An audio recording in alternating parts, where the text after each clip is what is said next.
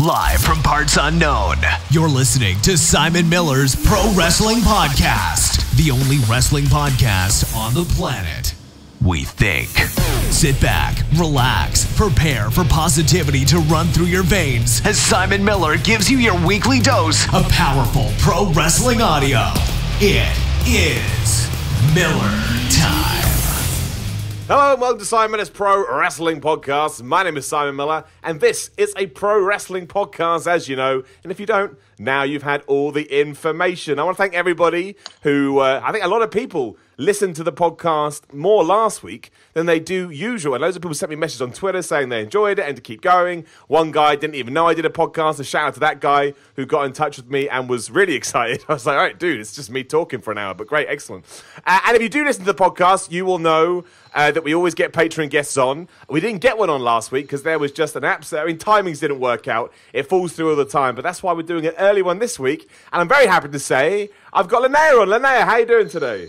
I'm doing great. How about you? I'm very well. Thank you very much. And I liked the best thing about doing a podcast on a Monday is now we can look. Usually I'm looking backwards, but now we can look to the wrestling week ahead and see where we're going to get, especially at the moment, because we're kind of in a weird position at the moment. You know, we're getting closer to the Elimination Chamber, but everybody just wants to talk about WrestleMania. Then everything's happening with All Elite Wrestling. So it's kind of like Elimination Chamber kind of exists, but it kind of doesn't. But we'll get to all that in a second.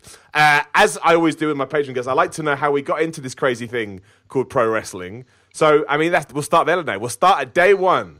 How did you get into wrestling? And I think maybe more importantly, I don't mean why do you still watch it now? I mean, it's because wrestling is brilliant, obviously, but I know that there have been some rocky roads for all of us as fans. So I like to know sort of what kept you hooked. But let's go back to the start. Yeah. How did you get into it?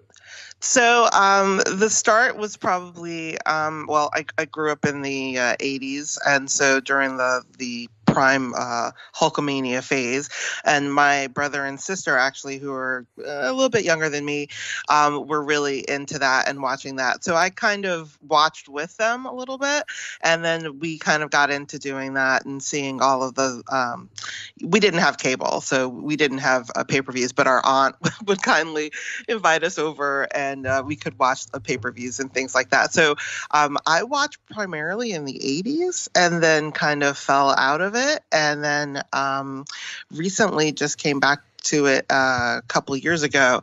A friend of mine was really, really into it, and I was always buying her Christmas presents of like wrestler merch that I had no idea who these people were. I was buying her a lot of Dean Ambrose stuff. I had no idea who this guy was. But when I would go over and visit her, we would watch some wrestling, and so she would show me some stuff. And I think she thought that I was going to be totally into a Roman Reigns.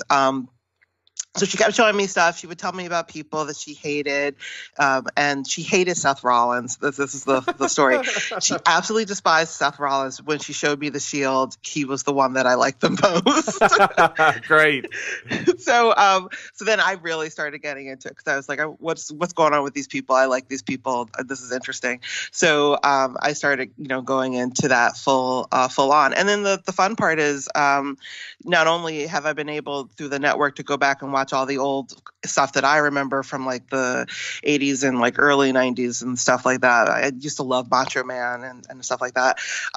But I've been able to kind of fill in the gaps of all of that time I did not watch. I had no idea. And so a lot of the What Culture videos and stuff like that have actually kind of helped to fill in that education. And so it's been fun learning about those things and then going back and watching all of those, WrestleManias. I went back and I watched all the Royal Rumbles because that's my favorite pay-per-view. So, that's all been great. So, and then, my friend also got me interested in the indie scene as well because she goes to a lot of indie shows. And we went, to shows in Chicago for ROH. We went to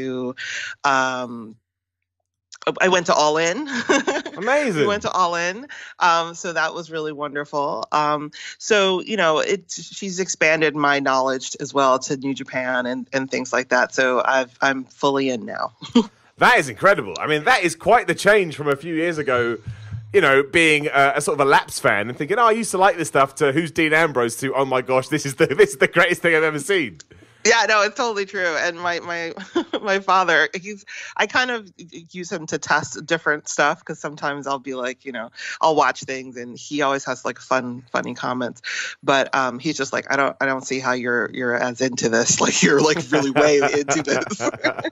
Oh, I get that. Don't get me wrong. Like before I started doing all the what culture stuff, like my dad just used to look at me like, "What are you doing, boy? Like why do you like this?" And then that, when I actually started to make a living out of it, I think he kind of went, okay, fine. If you can actually make money out of it, at least I can understand it. But my dad thinks wrestling is the strangest thing he's ever seen in his life. He doesn't get it at all.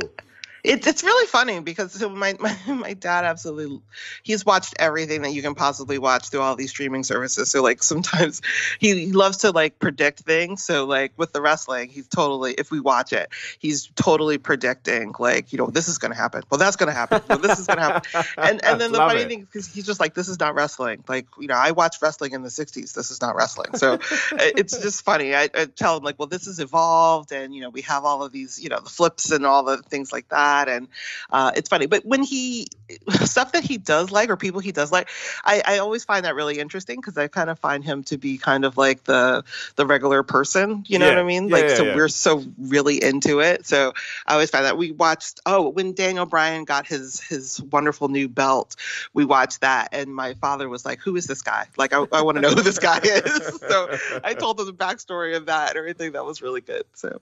I love that belt. That new it's so strange. I get it. It's beautiful. I'm not saying that it's kind of, transformed wrestling into this thing that everybody watches again, but so many people were talking about that belt. Again, I always know when something's at least hit social media in a certain way because all my casual mates text me going, Miller, did Daniel Bryan release some kind of like hemp belt? And I was like, yes, he did.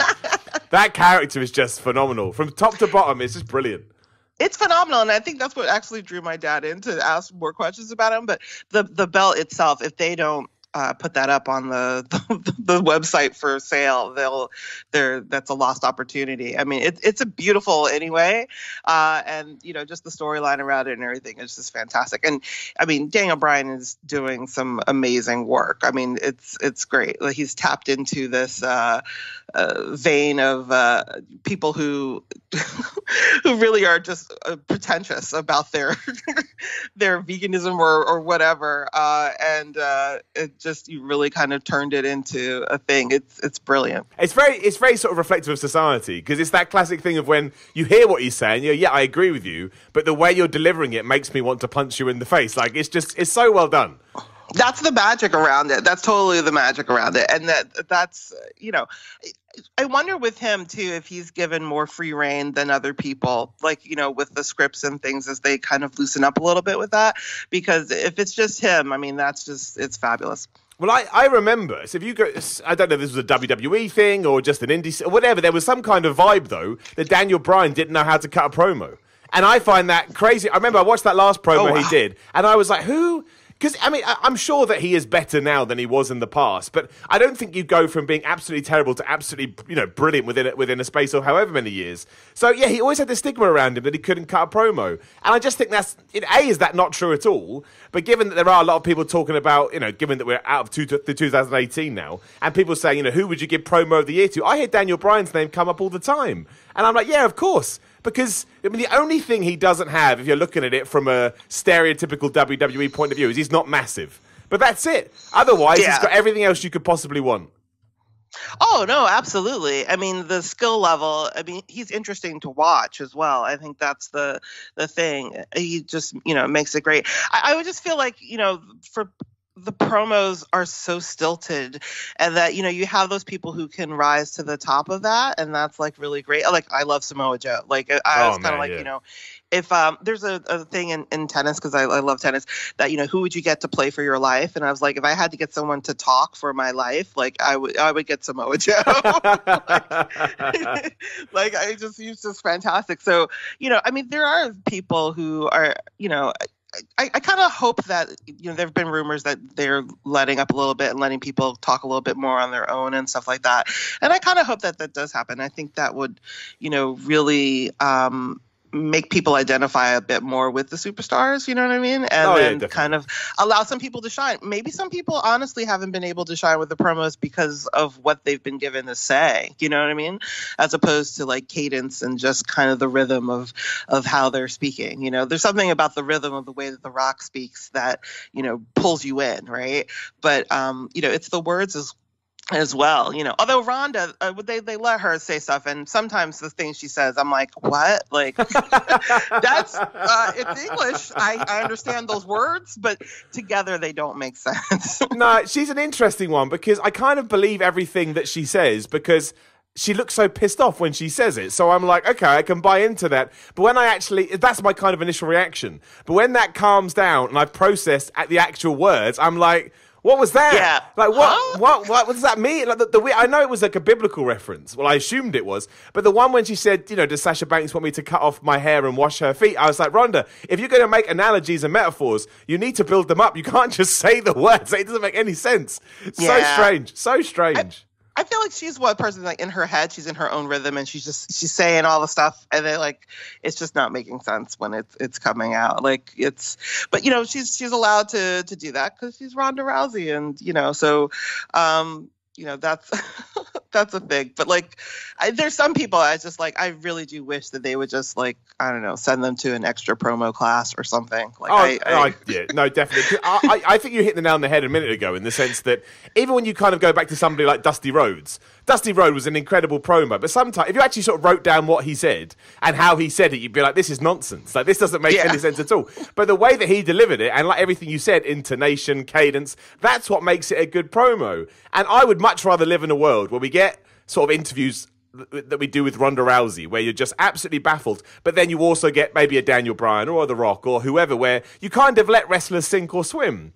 And I'm all right with the odd. Like when Ronda absolutely fell apart a couple of weeks ago, I actually felt sorry for her because I think as wrestling fans, we're quick to forget these are just human beings and we all make mistakes. But I would still much rather have, you know, 50% of wrestlers absolutely just exploding in the middle of the ring because they don't like that kind of scenario and have to get better at it, as long as the 50% of other people who are really good at it can shine, because at least the promos don't feel stilted. And the one that always gets to my head, it was literally last week on SmackDown where Randy Orton was cutting his inset promo. I was like, this is so boring. It's like I've heard this promo 1,000 times.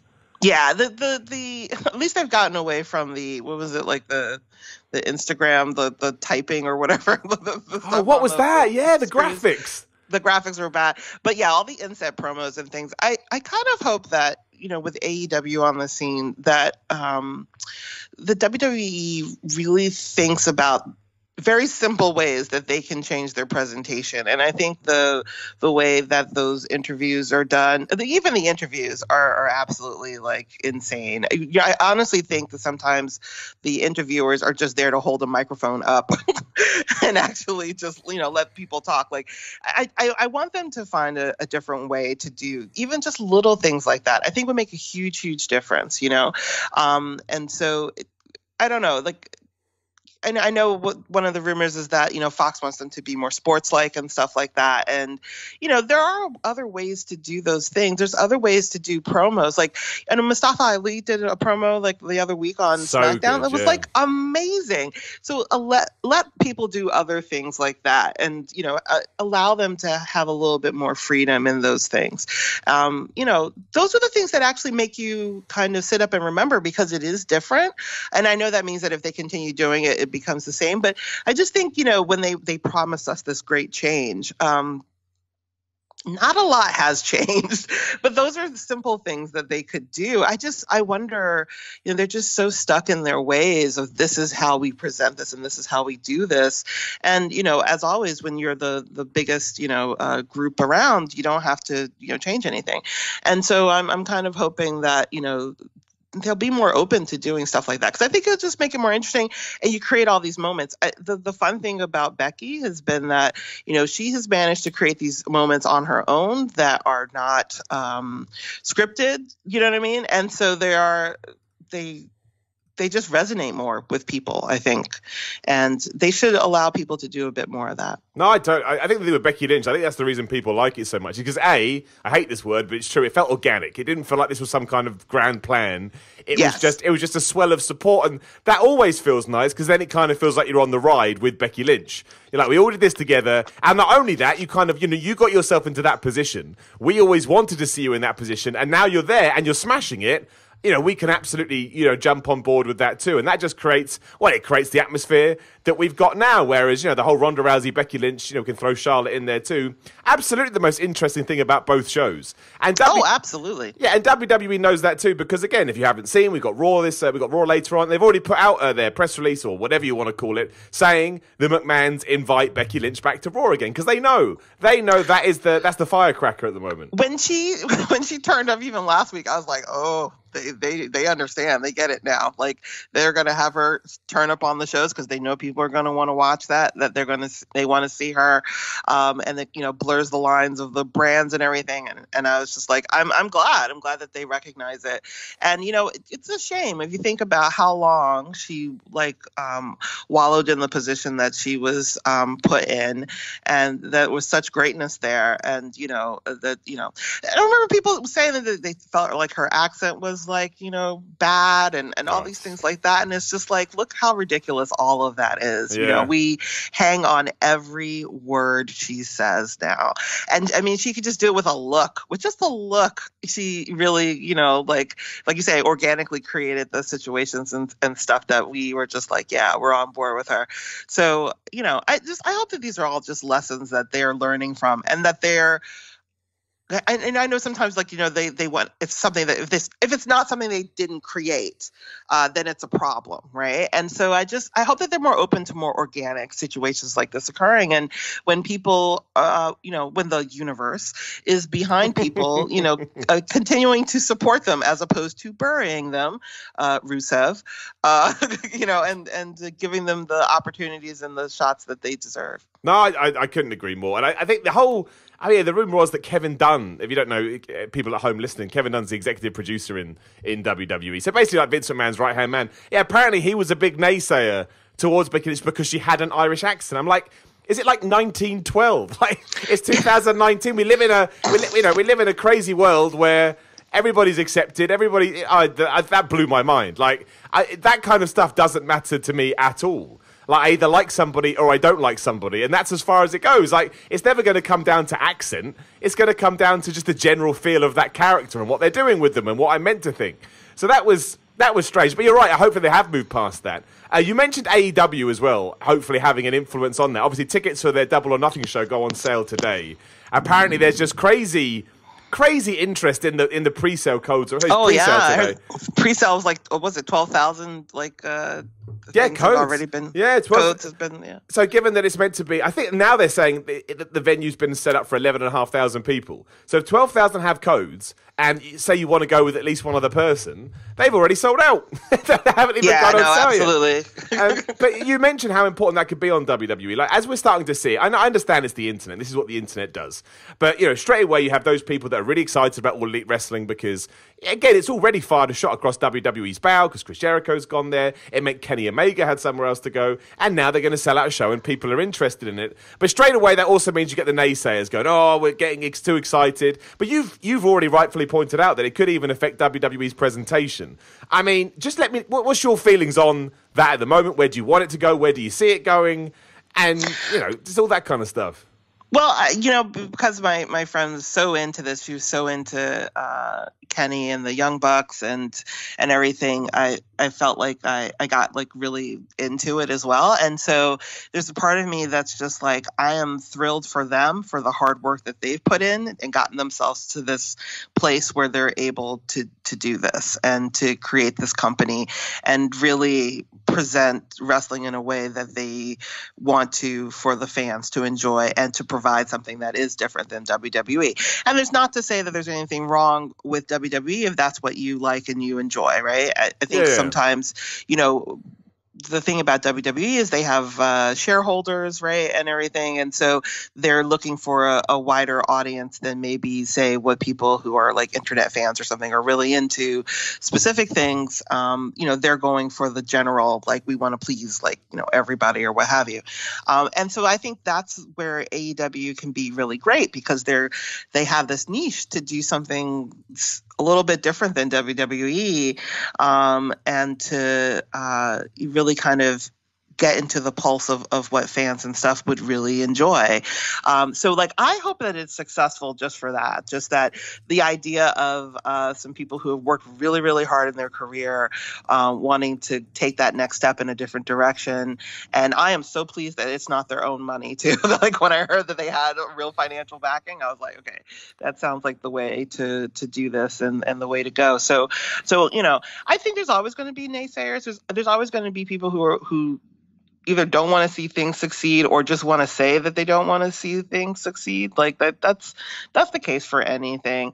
But, I hope that, I hope that it's successful, because I think the impact on the industry as a whole could be really wonderful. The fact that even now, like, there's this, like, gobbling up of talent and stuff like that provides them with better opportunities and better leverage. So that is just like a good thing. So, and I'm also hoping that maybe this will be the home for people, like, maybe down the road, like a Finn Balor or someone who really hasn't been given those opportunities where they are, if that's something that they want to do, to come and show off their talents there as well. But I kind of hope that AEW doesn't just kind of like hoover up like a whole bunch of other talent from other, places, and they really build their own, people and build up their own personalities and stuff. I think, that would be great. I mean, you've hit the nail on the head there. Anytime anyone now comes at me about AEW stuff, I'm just going to play them that clip and go, just listen to this. This is what I'm trying to get across. But that's it.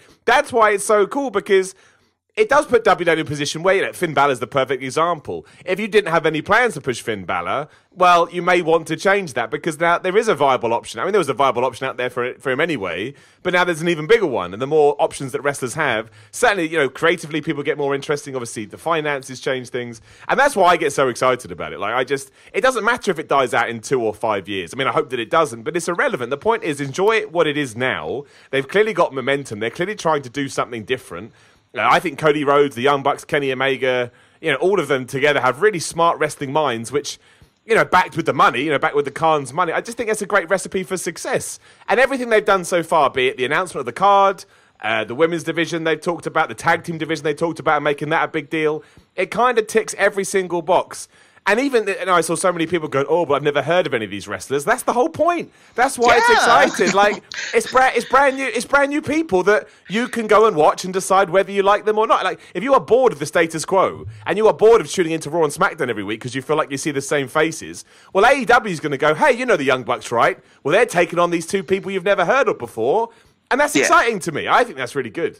And we get to see the creation of new stars. I think the thing with Becky that's been so wonderful as well is, like you said, being along on the ride, right, of seeing her kind of ascend to this position. And so we get to see that with a whole bunch of new, talent that we maybe were not exposed to before. And so that's actually really exciting as well. I think of all the things that's coming out, that's what I want. I can't wait to tune into Double or Nothing and probably see a bunch of wrestlers I've never even heard of and go, wow, they're good. And then I can go on the internet and I can learn about them. And I bet they've all got matches over YouTube. Like, it just opens a whole path to throw myself into, and I can't wait. One thing I do think we should talk about, because as much as I love everybody that listens to this podcast, if you have been listening to a long time, we've never had a female on before, which is... Oh, really? No, wow. Which is... I just thought about this a few seconds ago, which is absolutely ridiculous. And again, I love everybody that listens. It's all good. But I feel like I would be doing everyone listening and myself a disservice. I didn't ask you this directly, because my whole point, not just in wrestling, in life, is that you can only talk about some things to a certain degree before you're way out of your remit based on, whatever your life happens to be. So there's this rhetoric going around, like the wrestling news scene or whatever you want to call it, that the way, and the reason I wanted to mention this as well is because we were kind of talking about it at the start of the podcast, that the way that WWE scripts lines for women is actually putting women off. Now, I've never commented on that because I'm like, I'm a dude. I can't comment on that because I don't have the right, I'm not in the right place to actually make a comment. But again, this ties in too. You've come on, no joke, one of the most passionate people I've spoken about in wrestling in ages, which I love. That's my favourite thing in the world too. And obviously, you are a woman as well. So what do you take on that? And is that just people spinning because in reality they don't actually know what they're talking about? Well, I mean, there's a thing, like in general movies and everything about women who are actresses reading lines that are written by men, and so they don't necessarily represent it. And I think that definitely transfers over to WWE. I absolutely would love for them to stop using the word the B word, right? Because it's always just I was going to ask you about it. Yeah, and I was like, people don't talk to each other like that. Women don't talk to each other like that unless it's an episode of Maury Povich. I don't know. So I find that to be very stilted. And so I've never necessarily thought of it as I don't know, in a way that, it's men writing for women, but I've just felt like that's not authentic to how women would talk or do. I think the thing that's most frustrating for me, probably with I'm assuming the writer's room is all male, is that the situations that the women find themselves are absolutely ridiculous and not authentic to what would happen with women, right? So Nia Jax and oh my gosh, I can't think of her name now. Alexa. No, Alexa. Nia Jax and Alexa were best friends. Then all of a sudden, Alexa is bullying her, and then they're, and then last week or whatever the other week, Nia's on Alexa's talk show, they're perfectly fine. I was what? That's crazy. Even Mickie James, all of the stuff in that feud where Alexa did with Mickie James, and now she's her best friend. That kind of stuff wouldn't happen. And I feel like you would have more nuanced story writing if you had more women creatively, writing things. Now, would they be allowed to do that even if they had those ideas, with the people in charge? Would they still allow them to do that? Every woman's supposed to be crazy. That's frustrating. There's just these stereotypes and tropes that I think the women have to still get through, even though we're in this women's revolution and, and we have all these wonderful things pay-per-views and, I really, truly, Becky and Ronda, Charlotte, however they're going to do it, that needs to be the last match at WrestleMania. I love Seth, but I'm sorry, that's the way it has to be. So they are telling some of the women's storytelling there, right? Between Becky and Charlotte, to me, they've done some good things there, right? But they need to extend that to the other, women as well. And I'm kind of hoping that maybe having the tag team belts will also help to kind of do that as well, to give more opportunities for people to shine, as long as they don't put them in silly situations. The situation that absolutely drove me bananas recently, I was telling a friend, is this whole Mandy Rose and Naomi thing, because I was just like, this is the basest of things. And that, to me, was 5 steps backwards from where we were supposed to be. And I feel like they tried to save it to be oh, she bullied me 5 years ago. And even that is just it's ridiculous. And, I was telling you, because I'm Black, I was I'm also just a little bit this is frustrating as well, this idea that, and just this shows the writer's room, right? This blonde woman who feels she's so beautiful. She's much more beautiful than this Black woman that she has to destroy her marriage. It was just awful. It's just awful on so many levels. So for every step forward with a Becky and a Charlotte, we take these steps back with these other things. And so, just some more maybe diversity in the writer's room would really, truly help as well. I mean, because you can say that for not just the women, it's, suddenly all the foreigners are heels again, it's just it's just awful. So, but then, what they always say, it's an audience of one. So, I don't know. At the end of the day, you could have all of these ideas and be shot down, and you still go back to these old stereotypes and old tropes, I think you hit the nail on the head, especially that Naomi Mandy Rose segment. I remember watching it and going, that is the most Attitude Era, and not in a good way. That is the most Attitude Era thing I've seen in a long time, and I got nothing from it whatsoever. It just... I think you hit the nail on the head. It was just, I feel like everything we've been doing, everyone else has just been ignored to kind of come up with this almost like clickbaity internet, but based on old school ideas. And I was like, it's not what I want. And the thing I really found confusing about it, especially when you look at it now, what everything's going on, the storyline that is lighting everybody up is Becky Lynch taking on the Authority, what you want to call them, taking on Ronda Rousey, with this kind of hint on the outside that maybe Charlotte Flair is going to work her way in. And that's just a good story. That's all you need to do. You just need to tell me something that I can buy into. And one of the reasons I want to tune into Raw later, well, what's Becky going to do? Because she slapped Stephanie McMahon, she slapped Triple H. I've got to imagine that Vince McMahon's going to be on the show later, probably does something with him. And yeah, you can argue that too. You could say, oh, but Simon, that's very old school too. But it's not a uniform thing. You can take some things from the past that make sense, but also at the same time, you can take other bits that will not make sense. And that's all it is. You don't have to go, well, it's a story with the women, therefore we have to sexualize it. You don't have to do that. I don't need that when I watch wrestling at all. And that's why the Becky and Charlotte thing really works, right? So this idea of, Becky working so hard, going through like all of the hoops that she's been given, and then this other person coming in and taking her shine and taking her place, that has nothing to do with them being sexualized or being women. You could have that same storyline with like top guys, right? Yeah. And that would still be a compelling story. And so that's part of what makes that really, really good. And look, when they fight, they're fighting. It's not this, do you know what I mean? One of the things I absolutely love about Charlotte is she does not care how she looks. She's in that ring. She's, fighting. She's doing everything that she can. And so, all of that stuff moves things a bit forward as well, But the Mandy Rose Naomi one, I was just like, wow, that's way back. I was like, why are we like I said, for every 5 steps forward, we're taking a couple steps back, and that was one I was like, no, I agree. No, I was like, at least they're on TV. I guess that's the I don't know. No, I the thing with that is I've always said some ups and downs all the time. I like it when you actually try and build a story, but don't build a really bad story. It's like Dean Ambrose. Don't jab pretend things into his behind because he's a germaphobe. It's like no.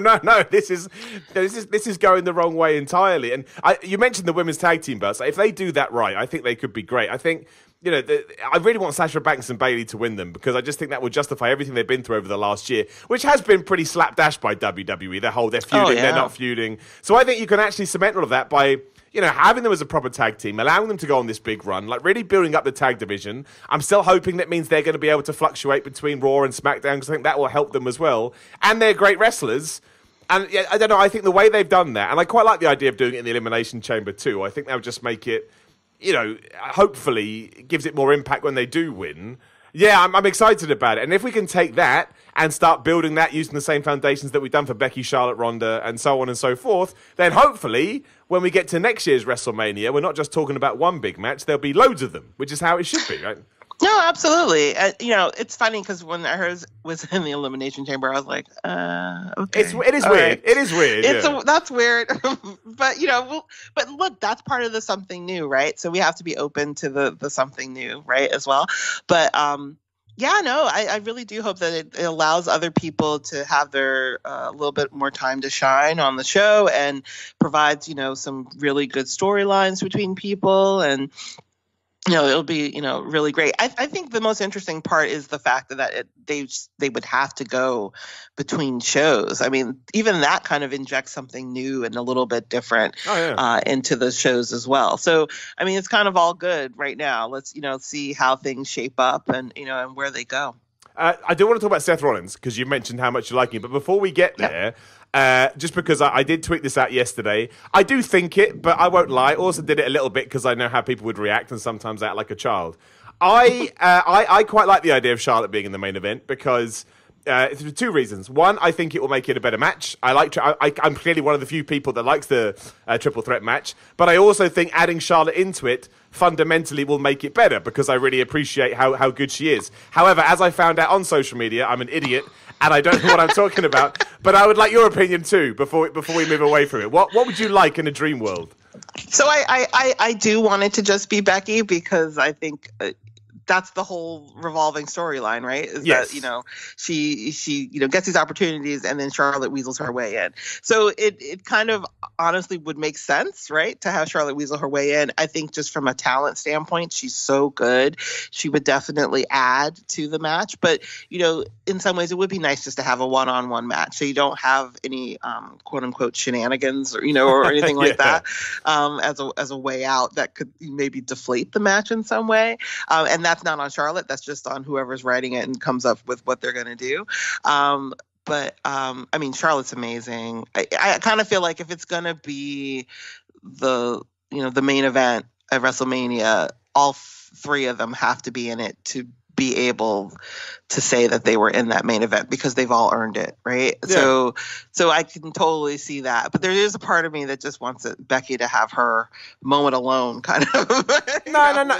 It does make more sense, and it will have more impact. You can't argue that. Like when you have a one-on-one match and somebody wins and somebody loses, like you said, there's no, I can't believe so-and-so did this, because you can't do it. There's only two people in the match. I think maybe for me it's because I totally believe that's what WWE is going to do. I sat down and I kind of processed the information. That's totally what you are right. Yes, that's totally, and that's why in my head I'm like, I don't want that to happen, but I already know it's going to happen. So at least it serves the story because that is the story. Like that totally makes sense to me. And then he gives Becky for even more outrage to say, I got myself to this place, and here you are still riding my coattails. And then, if Ronda Rousey is leaving as well, I like the idea of those two feuding at the back end of it too for the title. I like that. I just do. Well, that would actually be very nice. And I honestly, sometimes, you see the same people over and over, and you're like, oh gosh. But like, I could watch Becky and Charlotte go at it again at another pay-per-view. Let's do it. So if they want to do that after the end, after Mania, that's totally great. Hey, if we're talking about Becky Lynch being the new Stone Cold Steve Austin, she's got to have her version of The Rock, and Charlotte Flair can be that person. I think. Absolutely. Okay, I will talk Seth Rollins because clearly had a big impact on you because you saw him and you liked him.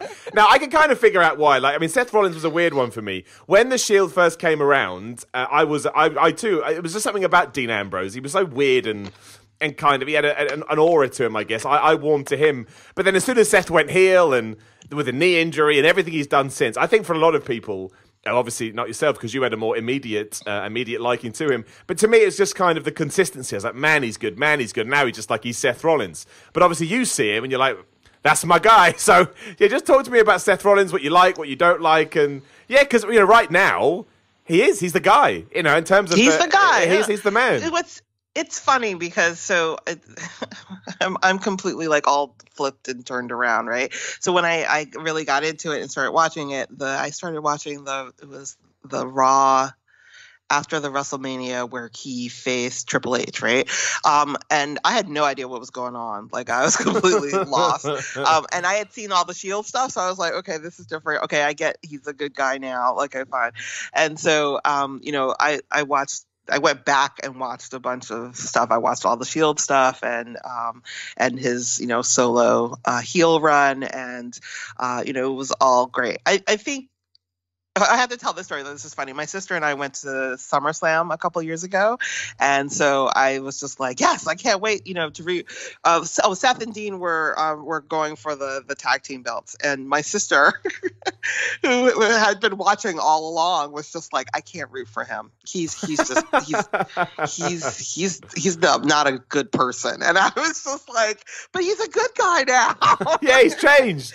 He's moved forward, yeah. She hadn't seen it like in the last year or so, and she was just like, "Yeah, no, you're on your own there. I can't do it." So, but what I like about him is, he's really good in the ring. I think he can be. I actually found the heel run more interesting than the face run, although I think he's really done a great job, especially lately, in filling that role.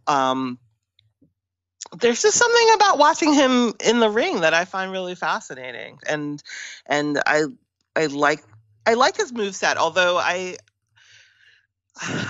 this is my problem with all of WWE. I would love to see people mix it up and do different things. I kind of feel like there's a checkbox of like things you're like, okay, all right, he's gonna do a suicide dive. Okay, doing this. So I would love to see that with more people, but. Yeah, the other thing too, I think is really kind of great about Seth as I learn more about him, and I think this is for a lot of people, superstars as well, is just, what I admire is people who know at an early age that's something that they wanted to do and stuck with that dream and did everything that they had to do that, right? So that just like hard work and constantly just being in love with the business and wanting to do that. Like that's part of, I think, what attracts me to him and what he's doing and why I'm happy that he has that opportunity now to be the guy. I think what's going to be really tricky, and I worry about this for him, is that, I wonder if the back office feels that he's so injury prone, he can't necessarily be the guy. Like, I think like Drew McIntyre is the guy in waiting, even though he's like such a tremendous heel right now. But I mean, I feel like Seth's definitely earned it. He's really great. He is the guy. He really does get the crowd behind him too now, which is nice. But I have to admit, I kind of like swarmy, evil Seth a little bit more better. I think he plays that role. He's so good. Yeah, he is a good face. He is. I think he's come full circle as a face now. When he first started doing it, I think it took a while, but now I think he's found his momentum with it. And I completely buy him as a good guy. Like you just said it there perfectly. When he came out on Raw after winning the Rumble, that was one of the best promos I've heard him do. Not because he said anything that was like, oh wow, because he meant every word. I could tell. It's so easy. You can tell when someone's being honest. So that to me was enough to make me go, well, I like you again because you put in the time, you put in the work, and now you've got the success. But that is not as fun as cackling Seth Rollins waving a belt over his head and just being an absolute tool bag all the time. Exactly. It was so much fun. And I actually think, looking back, maybe we didn't appreciate him then as much as we should have done. I watched the bit after WrestleMania 31 the other day where Brock Lesnar comes out and Seth Rollins just sort of smacks him right in the head and Brock looks like he's going to kill him. Seth Rollins' face is hilarious. Like it looks like he's about to die. And it made it. It made it. Like the fans are invested because of that one tiny moment. And I do agree with you about the WWE sort of match format as well. And I understand why they do it because they are a huge production and that's just what huge productions seem to do. You fall into a pattern and the pattern works, so you continually tick along regardless. But that's why, when you do have a match like, the one that comes to mind straight away is Lesnar versus Daniel Bryan from Survivor Series, which didn't feel like to me like a WWE match at all. It felt like a proper scrap and a fight. And that's why I liked it so much, because I was like, it wasn't necessarily better than anything else on the card, but sometimes it is just changing up the bell-to-bell nature of, well, now this happens and now that happens. Because when you watch it a long time, especially when you get into sort of the mature or the adult part of your life when you're not a kid and you're watching it for what it is opposed to what it feels like, of course you see those things because that's just how the brain works. It picks up on the nuances and you're like, okay, I can break wrestling down quite easy, which is why storyline is so important. Those matches can always work when the story is there. But I think they could do more of that. And going back to what we were talking about earlier, that's another reason I get excited about All Elite Wrestling, because I don't think they're going to have, all of their matches I think are going to be like New Japan in the sense you watch most of the card and go, well, that was brilliant and that was brilliant. WWE has good pay-per-views and whatnot, but I think it's a fair argument that match quality is higher outside of their walls, but they do some things better too. But that's what I hope kind of bleeds in, because you've got people like the Revival now, who apparently, again, I think I saw a video earlier actually proving it, apparently having like 25, 30-minute matches with Rude and Gable on the house show circuit, which I imagine is eventually going to come to TV. And that wouldn't be happening if it wasn't for these other companies that are now gathering steam. So if WWE can drag all that in too, I think we're in for a great time. Look, I just watched I don't watch NXT, and it's not like I have a thing against it. There's just only so much time. Yeah, you have to draw a line somewhere, yeah. And so but I had some time off and I watched the Worlds Collide tournament and I have to say it was invigorating watching people that I hadn't seen before, and it was great seeing moves that I hadn't seen before. Maybe if you watch NXT all the time, you're like, okay, of course they're going to do this and they're going to do that. It was all new and great. And I want to see more of that in wrestling in WWE with the people that I know and I already am invested in and like, just seeing some different moves or not just being like, the match is going to end because, this combination of moves have happened, with this person or that person. When Dean Ambrose came back, his moveset was a little bit different as well, and that actually made him even more interesting. And then, storyline, they just like buried him as far as they could. I feel like they buried him alive, like with a flashlight. Like it's just so awful what they've done. So weird. And it's just so weird. And then this whole thing about him leaving and announcing it 4 months in advance seems weird. And do you think he's going? Do you think he's going, or do you think we're being tricked? I think he's going now, but my wrestling brain always holds me back a little bit. Like, well, maybe, I don't know. I think he's going, but I don't know why they would announce it this early. That's why I just find this kind of weird. I think he is going, and I think what they're doing with him on TV and stuff, to me, it says like he is legit really going. Because, even that stuff with Nia Jax and that stuff last week, I was like, this is bad. This is bad. And the thing that really frustrates me is I'm not a huge Dean Ambrose fan. My friend will be horrified to hear. But I like him and he's good. And I feel like he's been given situations that are just not allowing him to be as good as he can. Like he can deliver a great promo, but what he's been given, you're in a doctor's office while they're giving you a shot. It's like, oh, there's only so much you can do with that. Like there's only so much he can do even, sitting on a car with a open fire or whatever, next to him. It's just like unreal. So I honestly, even with all of that stuff, I don't blame him for wanting to go. I kind of just, again, when people are super talented, you just want them to thrive and you want them to be successful. You want them to be happy. And I hope that, with all the stuff that's going on, maybe he finds another place to do that if that's what he wants to do. I kind of feel like when he goes, we may never hear of him again. That's it. It'll just be he has that kind of demeanor, doesn't he? He kind of gives off that kind of impression. That's absolutely something he may do. He may just go, poof, I'm gone. I'm out of here. Yeah. So, and then, what happens with Renee? That's the other interesting piece as well, So, well, I always thought WWE handled that whole thing weirdly because they kind of, sometimes I like to try and watch wrestling for someone that isn't like us, again, that knows everything. And they never really kind of outwardly said that they were, even when Samoa Joe made that line, they never really hammered home that they were married. And I was like, if I didn't know that, I'd be so confused. I'd be like, what are they talking about? The commentary, her and Corey, is absolutely frustrating to me because it's just and she's tried to, we don't talk about this at home and we don't. And I was just like, this is just, it's maddening. It's just maddening. Your husband is acting crazy. I feel like Corey and them should be like, Renee, you need to have an intervention for your husband. What's going on? They should do that though, yeah. if you get a hint at it, don't just hint at it. Make it part of the story. That's all right. You can do it. But I remember being like, I would be so baffled what the hell they're talking about if I didn't know those two were married. But maybe they have been more outwardly about it. I don't think they have though. I don't think they've ever outwardly stated, yes, these two are married. Yeah, no, and then look, from a privacy perspective, that's fine. But it just, the commentary just made it really, really weird. Yeah, so, they blurred the lines when there was no need. They really exactly. So we talked about 2/3 of the Shield. We have to talk about Roman Reigns as well because obviously he's an interesting character. Did you like him? Did you not like him? Did you kind of fall in the middle? So my friend, she totally introduced me to the to new WWE wrestling by showing me Roman Reigns because she was just like, this guy's hot, you'll enjoy this, and then and I was just like, oh, okay, whatever. But actually it was just the matches and stuff were really great, so I was just like, byproduct, whatever, he's a decent looking guy. I feel bad for him because I feel like he's had so much thrust upon him with the crowd and everything, and their reactions to him as the guy.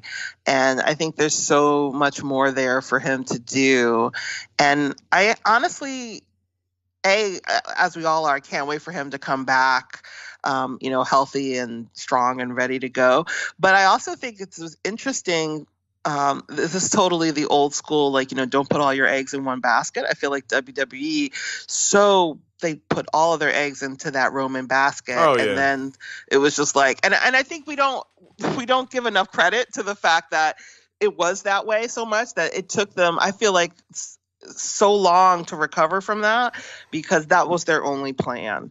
And to have so much talent on there, I feel like his absence really was felt, especially when he first left, because they didn't have those plans in place. And that's shameful, because they had so much great talent and other people that they could focus on and do. But I also feel like it has to be frustrating for him time after time, fighting Brock, and that last WrestleMania was painful. I mean, but just the match itself, I felt was painful, and I didn't even realize until like at the end of the match, you see him go and go over towards his wife, and I was like, oh man, because they had to be terrified if you looked at him and what happened to him in that ring, and then to not even have that belt at the end of it, I was just like, that's got to be frustrating for him as well.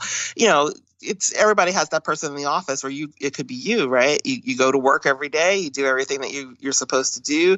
The bosses like you. Your other, so there are other people who are jealous or frustrated or angry that you're in the position that you're in. But you keep coming to work and you keep doing everything that you're supposed to be doing. And for all, interviews and things I've seen with him outside, like, he seems the nicest person in the world. Yeah, absolutely. So I just it goes back to they are human beings and people, they have family and stuff like that. So I honestly can't wait for him to come back and tear it up and rightfully take what he honestly has earned by working as hard as he has. No, I agree, and I think sometimes people forget. Unpopular opinion, right? No, I said I like Roman Reigns for ages, and every day I got a tweet with someone going, "Oh, Miller, you're part of the problem," and I'm like, well, if I am. I still like him. I certainly don't dislike him to the extent that other people did. I thought he did his job very well, and also I understand wrestling. Like, I can completely understand why management backstage looked at this guy and went, "Oh my gosh, there's our guy." Of course they did. Like, again, good-looking dude, good in the ring. He ticks all the boxes that WWE likes. It's like, yeah, give him a go. And it did not work, because every time Roman Reigns came out, he got such a big reaction, regardless what their reaction was, good or boos or cheers. It made me feel like, here we go. So, it's a big deal. And that counts for something. No, it's true. And when you talk to people actually who are not in know every little thing, think they love him. Like, I last year I went to a house show down in my hometown. I was visiting, and so there just happened to be a WWE show going on, so I was like, I'm gonna go. And I had to get a cab to the arena, and so the cab driver's like, what's going on here? And I was like, oh, there's a wrestling show. And he was just like, oh my gosh, I watch Raw every week, da da da. And he's like, is the big dog gonna be here? The big dog? Great. And I was just like, yeah, he's gonna be here. And so, I mean, there are people outside who really are into him. And I have to say, even at that event, there were people buying that merchandise, buying the, autograph, everything. So, I mean, there are people who, are there. It might be maybe it's more kids or something. I don't know. I thought it was interesting that he's in this movie with The Rock as well. I was like, yeah, that was out of nowhere, wasn't it? It was out of nowhere, but I was like, I hope this works out for him. Like, it'd be great. Him as movie star, why not? Although he's going to have problems. He looks just like Jason Momoa. There's going to be a problem there. People are going to get confused. They're like, wait, which one is it? That's why my friend showed me, because I love Jason Momoa. So she was just like, this guy looks like Jason Momoa. Okay. And then I heard that The Rock wanted to get Jason Momoa into a sequel of this movie after it comes out, and I was like, the three of them together is too much, because that's blending all into one one person. It really is, just all three of them. You're like, who's who? Exactly. Oh dear. Right, so before we start wrapping up, you mentioned you watch New Japan as well, or you kind of dabble with New Japan? I kind of dabbled with New Japan, but I did watch like the Wrestle Kingdoms, and I did watch the G1, which was fascinating, and I loved that. That was just amazing, and I would love to see something more like that in either AEW or WWE. That would be like amazing. I really enjoy watching New Japan because again, the different moves, the different types of storytelling. You're really invested. I enjoy, especially with the G1 too, that it's a sport. You know what I mean? That's my favorite thing about it. Yeah. There's, there are consequences. People win, people move forward, people don't. I love all of that. It's great. Oh, that's the best. When people say to me, why should I watch G1? It's like, do you want wrestling to be more like a real sport? They go, yep, I go watch G1. Simple as that. That's, New Japan in general do that. But especially that. I don't want to spoil anything. Do you know the big thing that happened earlier today at the New Beginning show in Osaka? No, I don't. Do you want to know, or do you want me to not tell you? Because I'm happy not to talk about it. Oh, no. You can tell me. Okay, so basically, well, it's literally happened. So I think the show went off air about 2 hours ago as we're recording this. And in the main event, it was Jay White taking on Hiroshi Tanahashi. Obviously, won the heavyweight championship against Kenny Omega all of a month ago, and he lost. And Jay White, yeah, exactly. I was surprised too. Jay White won. So the Bullet Club obviously is now takes ownership of that time, and I was really surprised. And thanks to the magic of the internet, I am going to watch it properly later, but thanks to the magic of the internet, I was able to see the finish. And yeah, it's just the switchblade in the middle of the ring, 1, 2, 3, and that was that. So yeah, to me, I don't know personally. I'm sure somebody will say, well, it was obviously going to happen, but to me, I was really surprised. I was like, wow. So less than a month, just over a month reign for Tanahashi, and that's that. Wow, I think. Yeah, I'm surprised by that. I'm gonna have to go watch that. Well, apparently it's a really good match too. Yeah, I think it's so funny because my friend and I were talking about this in AEW, and I thought she was going to be all thrilled, and she was just like, if you think about it, for New Japan, like they spent all this time investing in these people, and then they all just left, and like there's this gap, and so I maybe they really want to push Jay White in order to push that expansion into the U.S. because they don't have Kenny in them to do that, for them to be that ambassador, so to speak. And people really seem to love Jay White. So, this is, building up. I wonder if it's building him up too soon, though. You know what I mean? You still need time to kind of, not in terms of performance, but you know what I mean? You need to have a little gravitas. You know what I mean? Of, being there a bit before, you're just Well, I think that's why it surprised me, though. I think that's why I thought they were going to hold off longer. And I don't like taking anything away from anybody, but my kind of gut reaction was exactly what you've just said. Kenny Omega, again, the rumor that came out this week, I always take it with a pinch of salt, is that Kenny Omega was going to win, but when New Japan found out that he was going to leave, they're like, well, you're not going to win now. So to me, it's like you said, we need to put somebody else in that position. Well, we've got Jay White, who obviously is a Western dude, really talented, on his way up. Let's try and transition him across to that spot. Not taking anything away from Jay White because he deserves it, but I really did think they would push him throughout 2019 and then have him win it maybe at Wrestle Kingdom next year or Dominion or something like that. And that's why it surprised me. But no, that's it. Clean in the middle as well. So what they do now, I don't know, but genuinely fascinating. I did not see it coming. Yeah, no, that's the fun part for me, right? So that's just everything that you thought would happen down that road for the year is completely now reshuffled. Exactly. And so who knows what they're going to do. And so, that's really, really interesting. I love New Japan though. It's great. I mean, I can't watch all of it because again, I was just it's so much. And then some of the stuff doesn't have the translation, so it's a little trickier. But it's just wonderful just seeing, like I said, different move sets, different storytelling, all of it. But I will be interested to see what they do with this expansion and with the shows. And this is what we were talking about for AEW, right? Building up your own stars. So hopefully they're successful with that as well. Oh, I think so. I think New Japan, they're kind of one of these companies that always manages to find a way to make it work. So I don't worry. Of course, they've lost a lot of star power, but I would like to think they'll be able to balance that out with the guys they've got. And building up new guys like Jay White. Well, look at the history, right? So they lost in the past AJ, they lost Nakamura, Finn, and they still survived and probably had more popularity with the next set of people who came in, who have now departed. So who knows what that next chapter is going to be for them. Exactly. That's a positive attitude. That's what I like. So one more question, because I'm intrigued, and they've come up a lot. Double or Nothing happens in 3 months, 4 months. You mentioned you went to All In. Are you going to go to Double or Nothing? Are you going to try and get a ticket? Well, I am not going to go, only because I was just like, it's a Memorial Day weekend, which is like it's like the craziest travel weekend here in the United States. And I was like, I don't know that I want to do this during that. And I had to admit, during the rally, I started looking up hotels and stuff, and I was like, yeah, I'm not. This is. You got to draw a line somewhere, yeah. Yeah, I was like, oh, I draw a line somewhere. So I will not be going, but I will be, ordering it through Fight or however they're going to show it, because I'm definitely going to support and give them my money so that support them, and I definitely want to see what happens. And I look at it this way: I was very lucky to go to All In, and the experience I had there was great. Actually, I met you at All In. You were very kind as well when I met you. And so, I feel like this is something you can let someone else have another opportunity to do that. I mean, I feel like, the experience was so wonderful, just that and the convention and everything. So, yeah, but I'm definitely going to watch. I thought I recognized your voice.